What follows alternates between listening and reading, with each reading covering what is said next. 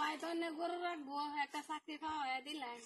আমরা কিছু দেন যে মানে পাশাপাশি যে রান্না বাড়ার কাজে যাতে বাড়িতে যাতে একটা মানে টুকটাক একটু কিছু কাজ টাজ করতে পারি, মানে একটা 5টা মুরগি পারলে মানে অনেক জায়গায় তো আছে খোলামেলা জায়গা, মানে যদি একটু সুযোগ সুবিধা আসে একটা দিলাই মানে আমরা একটু চললাম।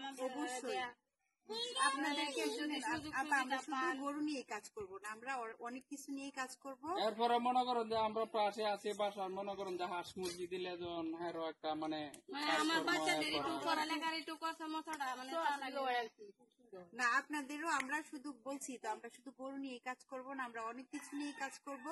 ফিউচার দেশ আসছি আপনাদের কৃষককে ডেভেলপ করার জন্য। আপনারা কিভাবে আপনাদের ফিউচার ডেভেলপ করবেন আমরা সেই চেষ্টাই করবো। আপনারা কি করেন, আশেপাশে গাছ লাগান, এই যে আপনাদের বাড়ির আঙিনায় জবা ফুলের গাছ আছে, হ্যাঁ জবা ফুল গাছ লাগান, এটা কিন্তু খুব উপকারী। জবা ফুল দিয়ে আমরা একটা চা পাতি বানাই, এটা মেশিনের সাহায্যে, এটা বাহিরে বিদেশে বিক্রি হয়, এটার অনেক দাম। আপনার প্রত্যেকটা বাড়ির আঙিনায় জবা ফুল বিক্রি করা যায় না? হ্যাঁ হ্যাঁ, জবা ফুল বিক্রি করা যায়। জবা ফুল প্রত্যেকটা বাড়িতে আপনারা জবা ফুল লাগাবেন, একদম অনেকগুলা করে লাগাবেন।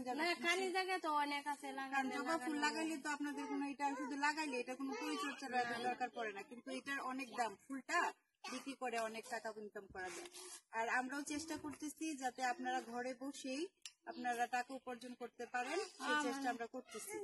আসলে এই যে দেশের পরিস্থিতির জন্য আমরা অনেকটা পিছিয়ে গেছি, এই জন্য আমাদের লেট হচ্ছে। তো আস্তে আস্তে আমরা সবাই আমরা চেষ্টা করবো যেন আপনাদের কিছু করার সুযোগ করে দিতে পারি। ইনশাল্লাহ আপনারা দোয়া করবেন, ঠিক আছে?